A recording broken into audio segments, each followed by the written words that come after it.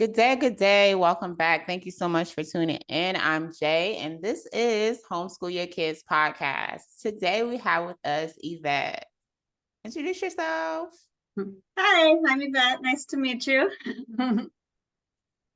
You got to introduce, like bio, like what do you do? So I was a kindergarten teacher for 20 years. Before that, I worked in daycares all through high school and college.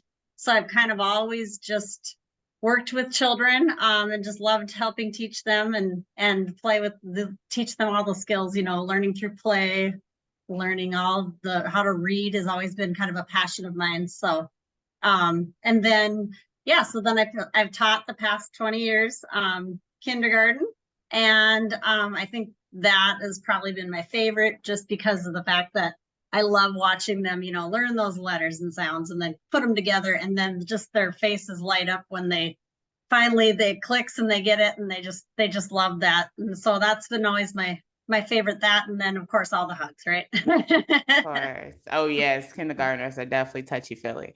Yes. And that you are heaven sent teaching kindergarten for 20 years. Oh my goodness, you must have patience, like extendo patience. I can imagine. Oh my goodness, how was that? Are you still in the classroom or you're not? No, I left last June, and just things have changed so much in the education system. When I started, kids were allowed to kind of learn and be more kids, and I feel like year after year, there's just more pressure put on them to get these test scores, and it's first they were supposed to be reading by this level, and then this level, and then this level, but kids haven't changed, that hasn't changed. And every kid has different needs. And so the last few years, especially since we've been I was doing online learning during COVID. When I went back in the classroom, it was just really hard. There was a lot of behaviors and a lot of kids struggling, and I felt like the classroom just wasn't the same. The kids, it's like they didn't have the safety they needed because the behaviors weren't being managed, and I just didn't feel like I could meet their needs anymore, and actually even teach anymore, and so I kind of started looking into like helping kids with reading online, like I was doing when I was teaching during COVID. And so that's when I started last year. While I was in the classroom, I was also starting the business. And then this summer, and then all through this fall, I've been tutoring kids and working with kids in small groups, teaching them whatever reading skills they need. I've had kids from 4 years old to 11, 12 years old, everything in between. And just because they're 5 doesn't mean that they're at a kindergarten level. They might be at a preschool level. They might be at a second grade level. But the thing I love is that I can meet their needs like wherever they're at. I don't have to be like, okay, well, you're in kindergarten, you have to learn at the kindergarten level, or, so I do love that, that I can slow down if I need to and help a kid get where they need to be and not be pushing them ahead like it was being in the school system. Because I would feel bad, like this kindergartner would be going to first grade and I'm like, they're not ready, or they come to kindergarten and they're not even ready to come to kindergarten yet, That's the big part. I was gonna, it's like, I know my oldest started kindergarten. She did go to kindergarten. And when she went, I talked to the kindergarten teacher. It was shocked me. My first question I was going to ask you: were you the only teacher in the classroom? Yes, I did have a paraprofessional last year for special needs children. So they were supposed to be specifically for the special needs children. Gotcha. How many students did you have, like typically on your roster? I had 27. Oh my gosh. The 1 year, and then the other year was like 18, but honestly the 18 that year was harder than the 27. Really? 18, yeah, that's still the ratio 18 to 1 is just too much. Yeah, but that was the most I've ever had was the 27. Before it had been like the top had been 24 ever. But yeah, it was a tough year, even though it was 27 like is like great, adult abuse. Like that shouldn't even be legal. That's right? wild. Yeah. Oh my gosh. Just imagine like 5 of them. This is a lot. But 27 5-year-olds. Oh my gosh. That's And that year I didn't have a para that year. I had heaven we sent. were You're an given one angel. to You share. fell. You fell down here. It was like, oh, you know what, guys? I'll go in the classroom. Don't worry about it. I'll take it. That is wild. And that should not be legal. How can Agreed. you meet that many needs? How can you identify that many needs? What I was about to share about my daughter and her kindergarten experience, speaking with her kindergarten teacher, she told me the year previous, and I've shared this before on the podcast, like last season, but previously, the year before, she was telling me how she had, I think, want to say 22 students on her roster, still wild. But she said 9 of them came in the classroom never even having held a pencil before. That's hard. Yeah. Or a scissors or a crayon. Yep. So that right there stuck with me too, because it's like, oh my gosh, parents are really allowing their children to step into the system already so far behind. Because my young lady had been in preschool twice already. She had went for 3 and 4. And so when she got to 5, it's like, of course, she's very, very in tune with all of this stuff.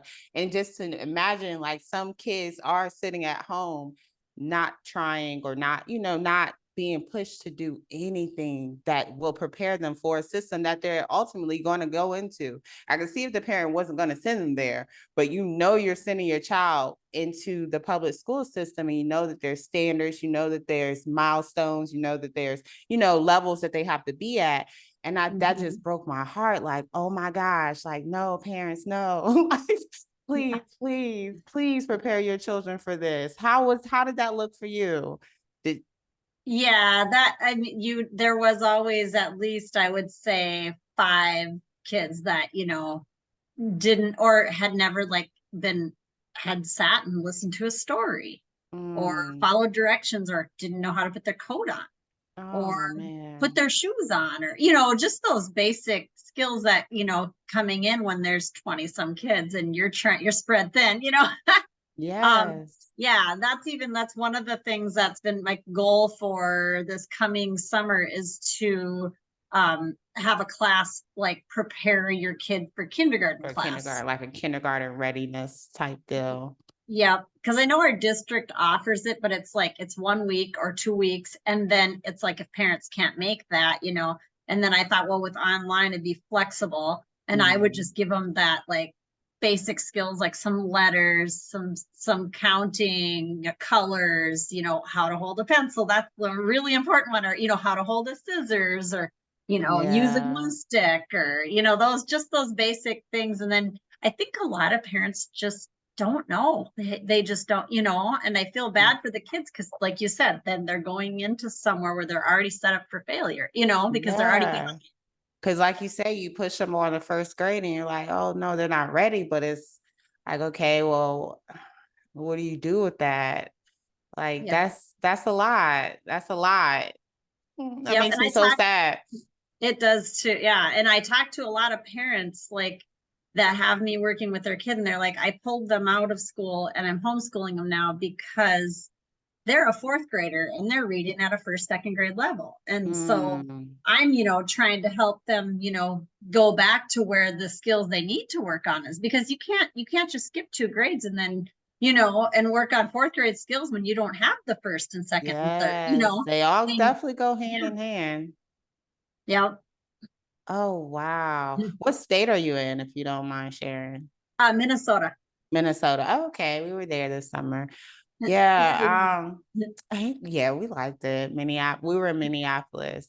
We did an expo there at the library. I can't tell you offhand which library, but it was nice though. Yeah, they had a lot going on that day. So it was pretty cool. But I don't know. I'm in Arizona, and I've talked to some teachers. I've talked to some parents here, and I don't know if they're still at 48, but they were at like 48 as far as ranking goes in the public school system. They were at 48, and there's not that many Okay. extra states after that. So it's like, Wow.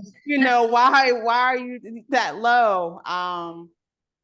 But talking to, like I said, talking to teachers and talking to principals and things of that nature, you kind of learn why they're that low.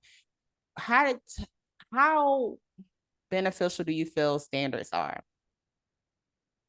I mean, I think it gives the teacher like a basis to go off of, to like, know like, okay, especially like I would say I did teach in Texas for 4 years. And the one district I taught in was a very like kids were moving constantly. It was a very low income district, and the kids were just like, you'd have a kid for a month and then they Oh moved. And man. they moved a lot within the district, just because I think parents had a hard time like affording housing, or those kind of things.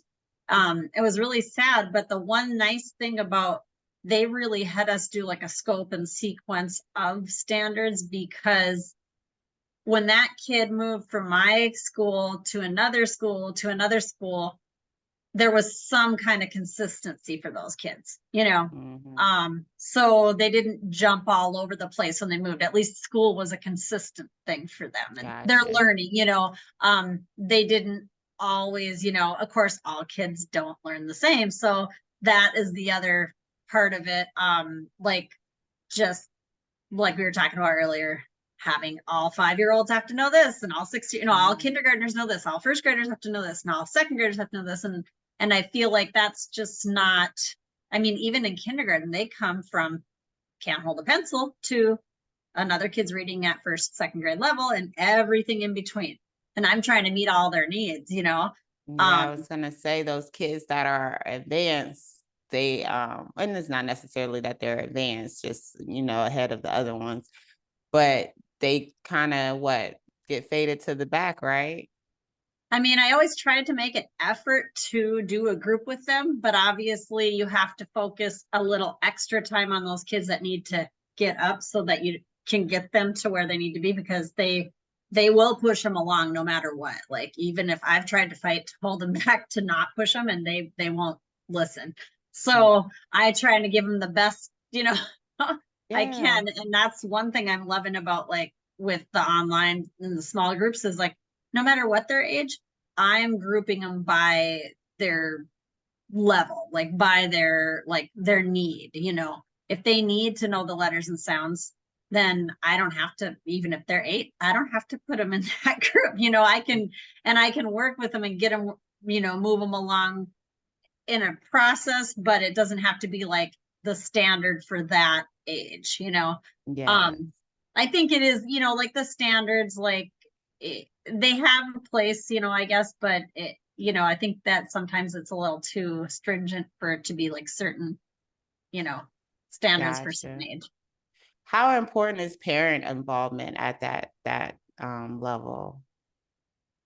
Oh, I just think parent involvement's always important. I mean, they're the kid's first teacher, and always their teacher throughout life. I mean, my dad is 92 and he's still teaching me, he's Oh still my teacher. yes.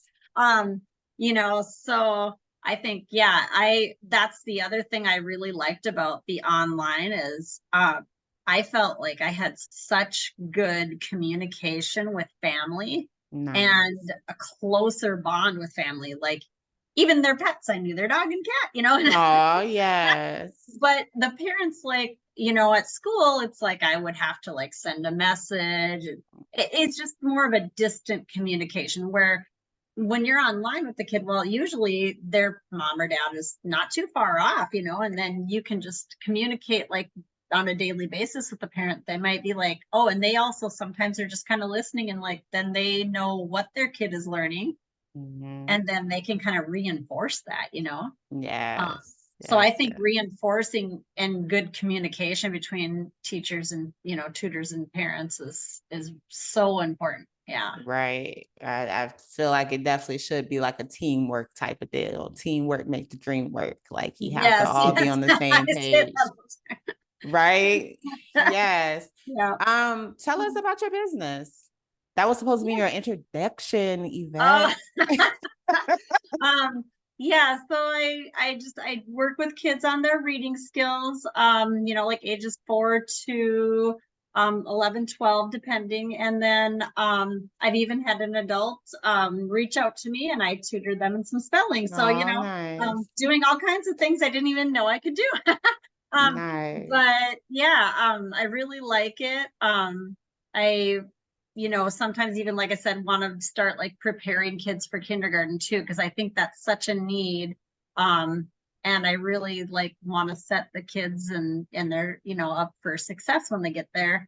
But no, I really like working. We do a lot of hands-on fun things. I do like making sight words out of Play-Doh. We do rainbow writing letters and words, letter magnets. I try to keep it like super hands-on. We do a lot of music and movements. So, I'm up here in my sunroom doing, songs with actions like alligator ad. Oh, nice.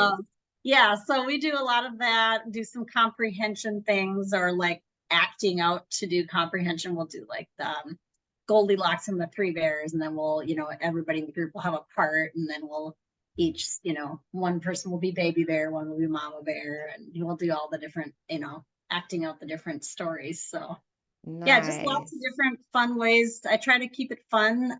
That's the nice thing too about that I'm in charge of it. I don't have to follow a curriculum. I know what the kids need to know, and I know the fun Yes. way to get it across. And that's, I think, the Nice. beauty of homeschooling and, doing that kind of thing. Of course. And it's one-on-one, group setting. Yeah, it depends on the child and their needs. Most of the students I have are, fine doing small group. But then it just depends on if I have another student at that level. Um, I'm pretty precise in like, making the group small and making them like specific to where their needs are. Like I I will only have kids that are working on letters or letter sounds like about the same, if they don't have any, then that's one group. If they have like half of them, that's another group. If they have all of them, that's another group. So I try to keep it, or like they're, reading, like I do a lot of reading A to Z on Raz Plus. It's online books. And then so like I go by those levels. And so then I, want to make sure that they're getting all their basics before they move on. Nice, nice, nice. Phonetics. How important is phonetics in your field? Are you more sight word phonetics? I do a combination. I definitely think phonics is very helpful. And one of the curriculums that I really found, one of the fun things that I've taken from 20 years of curriculums, right? Because in school it always goes around. Yeah. One of the really fun things I like is they call it the reading superpowers. And so like they do sound power, so that's one thing. And so picture power, so in those basic books, they're using the pictures to help them. They're using the sounds. And then there's sight word power, rereading power, go back and reread it. What would make sense? Mhm. So it's kind of a combination of all of it together. But I do all letter sounds, letter names and sounds, and then do a lot of like those CVC, consonant, vowel, consonant Mhm. words, sounding those out in different fun ways. We do games, we do songs, just once they get that basic sounding out, I think it helps them to be able to figure out even those bigger words, when they get older. But we do, some sight word work just because those words are seen so often in books, and just like the or like things like that. Words that don't sound the way they look. Yes. Oh my gosh. Yes. Poor confused kids. I just feel so bad with some of the words. And we do a lot of spelling games and things like that.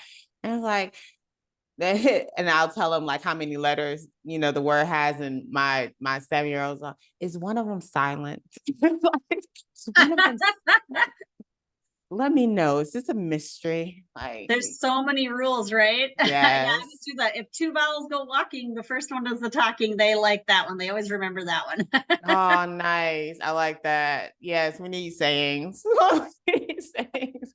I taught English, but I taught middle and high school. I wasn't teaching reading per se, even though some of them I should have been teaching reading too. But like you said, time doesn't really allow for you to meet everyone where they're at. So yeah, that was a lot. Because I had a 7th grader come to me reading on the kindergarten grade level. And so that was a heavy push through, heavy push through. It's like, Yeah. oh, how did you make it here? And then it's like, once they get to you, it's like, okay, well, what am I supposed to do with this? Because I can't fail her now. Like, somebody should have did that back then. But yeah, it's pretty rough system. So phonetics, sight words. Because you use fun a lot. Why is fun so important in the learning mechanism of reading? I just think it keeps the kids engaged, Yes. And when they're engaged, they're learning and they're remembering, and they're enjoying themselves. And I think even like when I was teaching in school, they would talk a lot about like, meeting the kids' basic needs. If they don't have their basic needs met, they can't learn. So, if they're stressed or uncomfortable, or they're hungry, or they're tired, or all those things, that affects their learning. Yes. So if I can make their learning space, fun, and they're happy and they're having a good time, but they're still learning, I think they're going to remember more. They're going to grasp it quicker, and it's going to be easier for them. And just especially with those little ones, building that lifelong learning, like the love of learning for a lifetime. Like you don't want, like in kindergarten, that was always like my number one goal was like, I want them to leave my class loving school and loving learning, that it's a happy thing, that it's a fun thing to do, because I feel like that gets lost over the years, sadly. Yeah. Kids are like, oh, I Indeed. gotta go to school. I know. Yeah. I know. And that's really heartbreaking to hear from like a 1st or 2nd grader. It's like, oh my gosh, you don't like school already? Like mine didn't start until middle school. Like, why are you there already? Like, who did it? Why? What's wrong?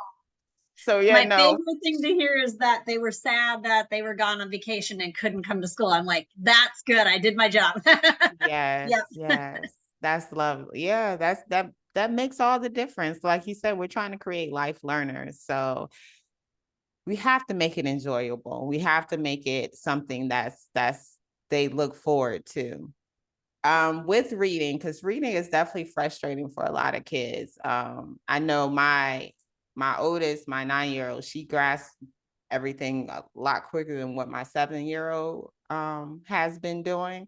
Because a lot of times, like we would just sit down on the carpet and I would put a book in front of her, and it was like, don't worry about it. We're not reading today. Like, we don't have to do this. Like, let's do something else. But there's a anxiety when it comes to those letters that kids experience. And there's a lot of people that say, okay, like 5 is too early or 4 is too early for a kid to be sitting down and reading. Some say that 7 is like the standard age where kids should be learning how to read or something. What is your take on all that, especially with you having had so many 5-year-olds? Like 20 years of 5-year-olds is wild. I'm still trying to grasp it. What is your take on, like, when reading should take off in a young person's life? I honestly think it's every child is different, and every child, I think that's why it's important to meet their needs. And I don't think there's a magic age. I Nice. mean, I know there's a lot of parents who just want to push, and they want their kid to be like, they want to be like, my kid's reading at 3, or Yeah, whatever, right. or or they're like the opposite end of the spectrum, where they're like, nope, we're not even going to introduce letters till they're 7. Yeah. I think it's fine to introduce like the ABC song, and like I have a 4-year-old, and he knows letters and a few sounds, and I think that's fine. And I'm not in a rush to like, I don't want to, like I said, I want him to love learning. I don't want to push it. I don't want to make it not fun. So if he brings it up, we do it. I might, throw on a phonics song here and there, so he Nice. hears it, but he sees a lot of my teaching stuff, that I have, especially now that I'm teaching from home. And he is curious and interested in it, and he'll be like, what's Oh, this, or what's that? And so we'll do some things with like letter magnets, and I'll tell him like the name or the sound it makes, and he picks it up, and if he's interested, great. And but I don't think there's a magic age. I think it's where there's interest from a child. And if I think it's important to let kids know that it's okay to make mistakes, and if you make a mistake, you are learning, and that is a good thing, because a lot of kindergartners come in and they have this pressure to be perfect. And if they get oh, something wrong, it's like the end of the world. oh. And I always tell them it's good, like making mistakes is good. You're learning. So I think, yeah, just, a little bit of a challenge, but not to frustration. Like you said, when your daughter was like, looked at the book and was like, Not and girl. she was crying or unhappy, then that's when you're like, okay, we're just going to take a break from that. I Something don't think else. you don't need to push that hard. A little push is good, but to make progress, but you got to kind of walk that fine line and know when to pull back, or when to go forward. Yeah. Indeed. How important its parents are, because you spoke on this earlier that you had kids who had never sat down and had a story read to them. How important is that? Because they talk about reading, like as the child's in the womb, they talk about reading books to them. How do parents know how important it is for them, and why it's so important for them to read to their kids? Yeah, I don't remember the specific, like this many words or whatever, but it is crazy, even 5 minutes a day, 10 minutes a day, how like if you look at the statistics on like the vocabulary for a child being read to just a teeny bit every day is huge, huge. And I also feel screen time has its place. There's learning songs, there's learning videos, and that's great. I teach online. I think that's great. But there's something about a kid holding a book in their hand, looking at it. Like I mean, I might be a little different because I'm a teacher, but I had my son when he was like got home. I had to stay in the hospital a little longer, but 2 weeks in, we got home, and I was reading a book, you know, and I swear by the time he was like a few months old, he was like looking, I could tell he had favorites. Like he liked Baby Beluga. Oh, Like Baby Beluga, I would sing it, and he loved that book.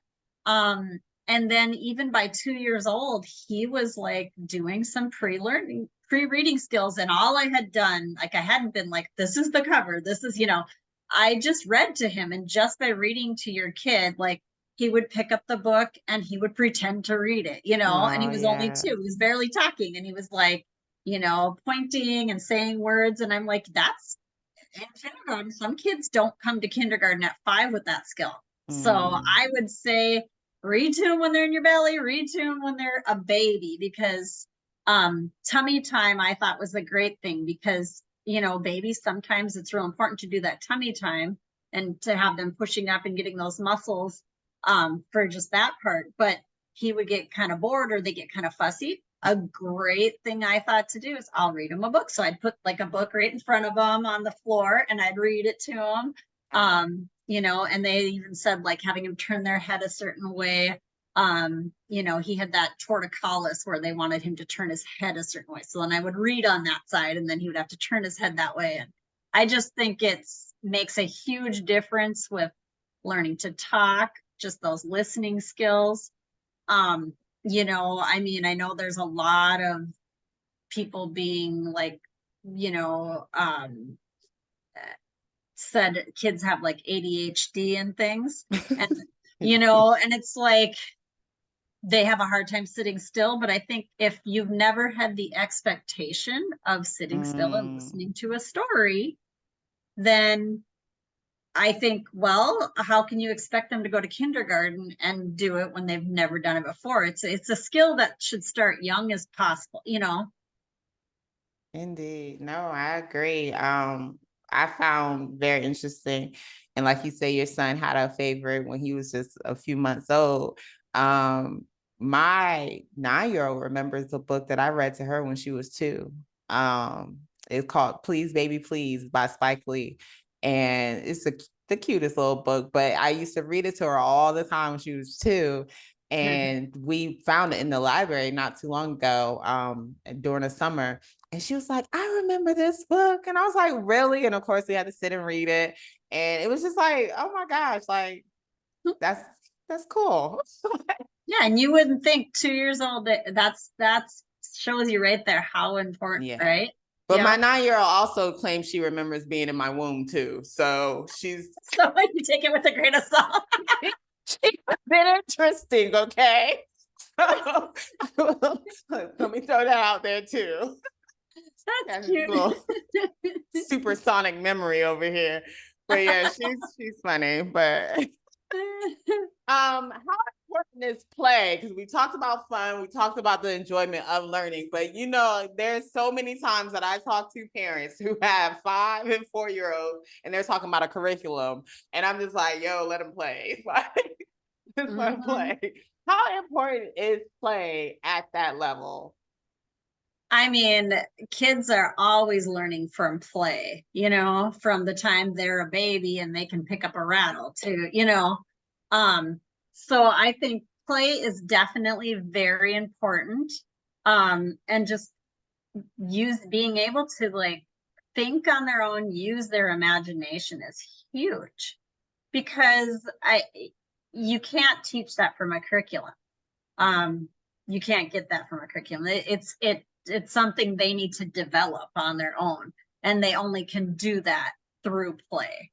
You know, and I just like watching kids over the years, watching my son, you know, it's so important that they're using their imagination. And I feel like sometimes kids are, like you said, parents are, you know, the curriculum, like they're following this curriculum, and it's great to have like where to start and what to do, but you can't just be doing that all day. They do need downtime. They do need time to process what they have learned. And I've even seen kids like they implemented in their learning into their play. Like, for example, once they start learning to write a little bit in kindergarten, they might be playing in the house and they'll like get a piece of paper and they'll be making their little grocery list, you know, Yes. and or they'll, you know, and I'm like, oh my gosh, that's so awesome. Like they'll, or I always leave like learning toys are an option, or they'll pick the like alphabet puzzle, or they'll pick, you know, the cash register and be looking when we're learning about, you know, coins or things, you know, and they I think it needs, you know, I'm not like crazy like into like Montessori, but I do like the part that where like it's put into like they can implement what they've learned into the play. They have a little time to process, you know, and use it. Or like they might pick to read a book to a friend or a stuffed animal or something, you know. Even if they're not reading yet, they're, you know, telling about the pictures in the book and those basic skills. So yeah, play is definitely so important. Or like building, you know, when they're learning to build with blocks or Legos, that's you can't teach that, they have to like see that, you know, they're learning about a lot of math skills, about volume, mass, and, you know, taller, shorter, you know, over, under. I mean, there's just so many things that if they miss that, they'll miss basic important skills that they need to, you know. Indeed, indeed. Very, very important. I'm reading a book called Essentialism, and I'm on a chapter called Play, and they're talking about for adults how important play is. So I just know that it's very important, and I just be hurting my little heart when I hear parents talking, oh, well, like you know, I feel like I need a curriculum, and the child's like 3 or 4, and I'm just like, why don't you just let them play, or you play with them? If that, you know, if you want to lead the play, that's fine too. Like, but just let them play though. Like, give them something to play with on the floor and play with them, count with them. Like, you know, I know Miss Glow, she was with us on the expo tour this past summer, and she's really big on natural teaching. And natural teaching, from her take, is basically using your environment to create lessons. Okay. So even like using the windows in your house, how many windows do we have in here? What's the shape of the windows? How many different textures do you have in a house? She shares stories about her grandson and his love for cars, and how she would have him create the alphabet using the cars, like making the letter A's and B's and C's. And he's a phenomenal reader. He's like 7, and he's got to be reading on like a 3rd, 4th grade level. Like he's pretty dope. It probably higher than that. I'm probably not even being, yeah, but he definitely reads, and just from play, like, you know, from playing. She feels like that came about naturally, not a force of, okay, we have to sit and read this, or we have to sit and you need to write this. It was all hey, what are we gonna do today? And then just going from there. And letting them lead the way. I heard you say you weren't big on Montessori, but is there a reason? I like things. I guess I don't only use that. I like to pull things from it. Yeah. Gotcha. Yeah. Yes. So you have a 4-year-old. What's your journey going to be like? Are we going to homeschool? We're going to what are we going to do with that? I kind of keep going back and forth on what I want to do. I definitely, so his birthday is August 24th. So he will be 5 next August 24th. So I'm definitely going to keep him, like, I'm not sending him, you know, to school for sure next year. You know, I'm going to continue to teach him on my own, and he does go to a daycare as a home daycare with like 5 other kids. So I feel like he gets a lot of good social interaction there. And they do some like letters and things like that, and numbers and counting, and just some basic skills, you know, colors, things like that. But they do a lot of play. She does do like a lot of the Montessori style in her home daycare, where they like go pick their toys and their centers and play. And so they do a lot of learning through play, which I like. I'm going to continue, you know, reading with him a lot. And we read about a half hour every night before bed. And I just think, and then sometimes he asks to read before that, which I'm like, sure. Oh, yes. He always knows he can stay up later when he asks mommy for one more. It's a ploy. Yes. I remember that. I remember those days. Yeah.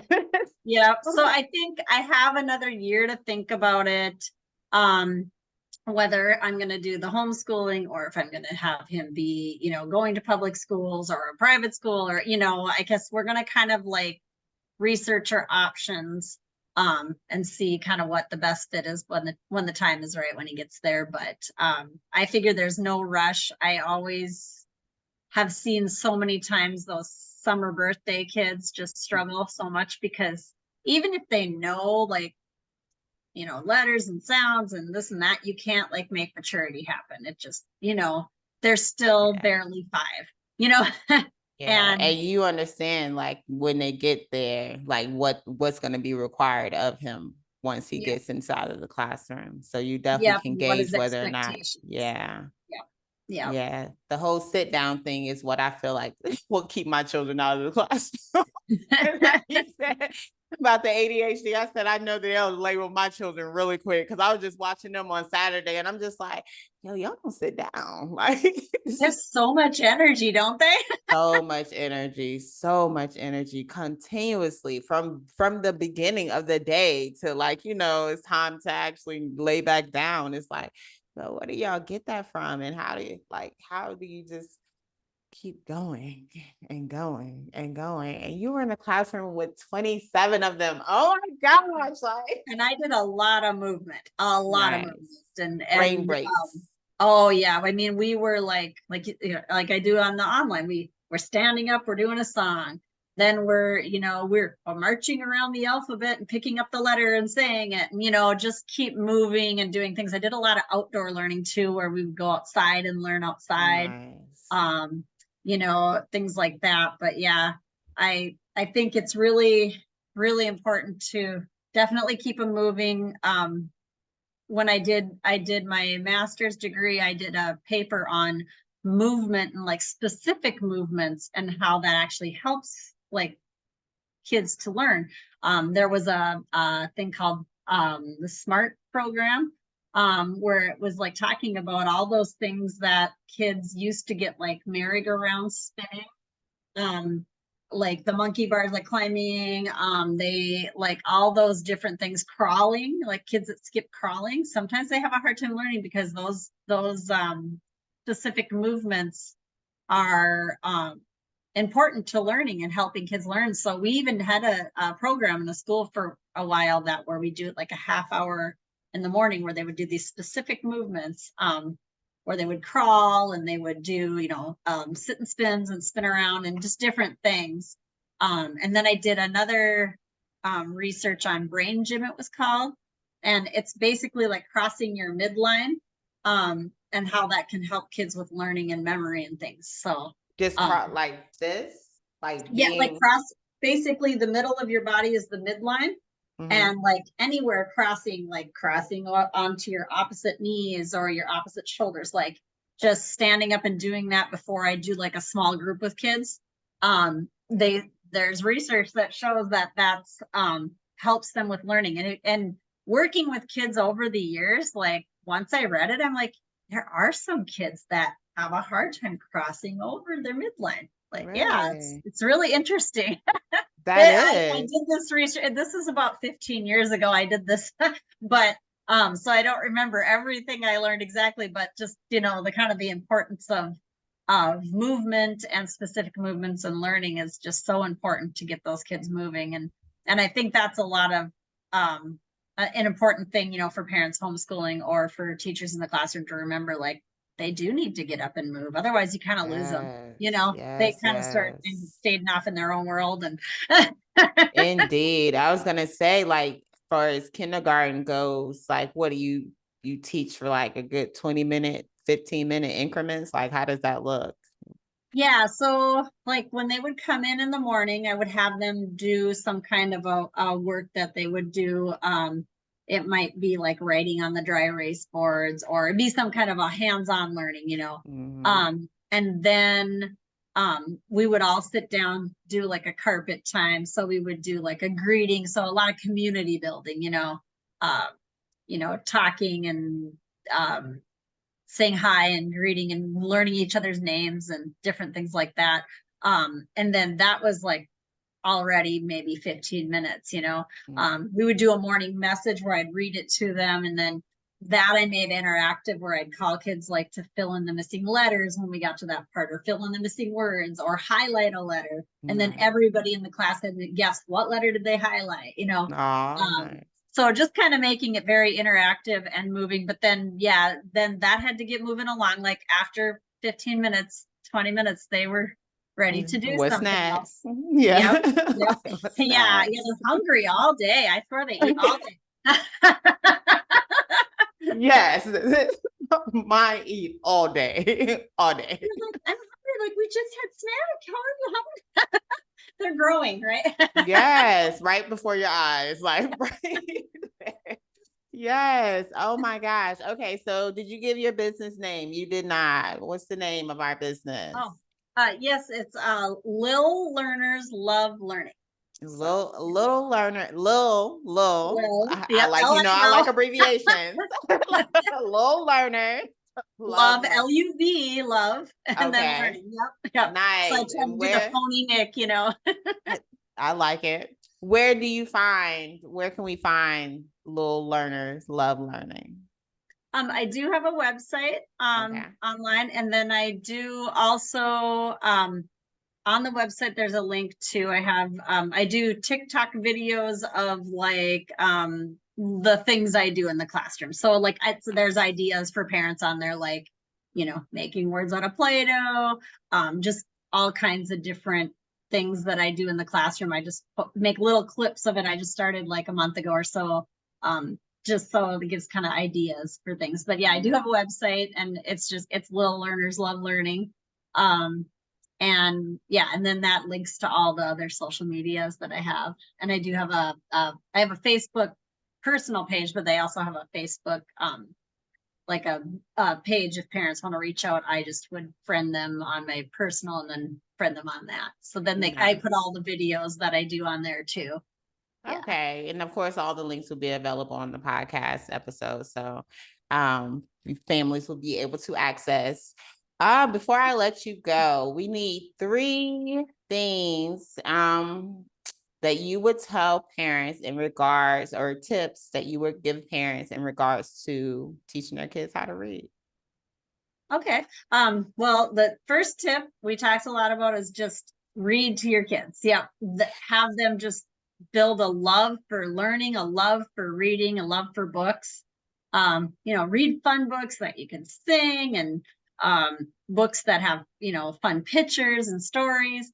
And then after that, I would just say the next step would be just, introducing letters and letter sounds, a real here's my fun, right? A real fun way to do that would be just like through music and movement. There's a ton of songs on YouTube with letters and sounds that you can do.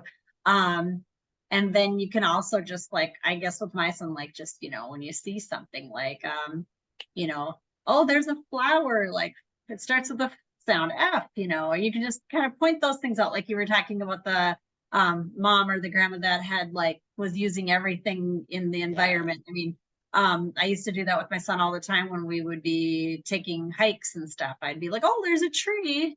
It starts with the sound, and then, moving on from that and helping him work to sound those things out. And another thing too, like when you're reading or they're reading, just always discussing the book, talking about the book, ask those higher level thinking questions, compare and contrast books, how is this book the same as the other book or different than the other book? So just doing all those comprehension, or how do you think, not just talking about like who are the characters, but how do you think that character was feeling in the book, and how are they feeling different in the beginning and the end, and just all those higher level thinking questions. Comprehension is, I think, so important, because if you read, great, but if you don't know what you read, there's no point in really reading it, right? Yes, So, ma'am. yeah. Yes, ma'am. I'm glad you touched on that before I let you go, because comprehension is very, very important. I feel a lot of adults lack that in their what they're taking in. So please, parents, definitely check back. Like, ask those questions to make sure that they are engaged in what they're reading and understand what they're reading. Because it's one thing to be able to just, sound out the word and know the word as far as, okay, that's this, but do they actually know what that word means or the sentence means altogether? So comprehension is really important. Yes. Thank you so Yep. much. Thank Yeah. you. This is awesome. Yvette out here changing lives. She's been in kindergarten. You've been teaching kindergartens for 20 years. That's just so amazing. You little angel, you. But parents, you heard it from Yvette's mouth also. You are your children's first and most qualified teacher. So please take that role highly, highly, highly, and step into it and own it, and understand that you are important no matter the setting of your school, whether they're in traditional school, private school, charter school, micro school, homeschool. You are the one who has to guide that path of education for your child. So do it. Take leadership, and always homeschool your kids.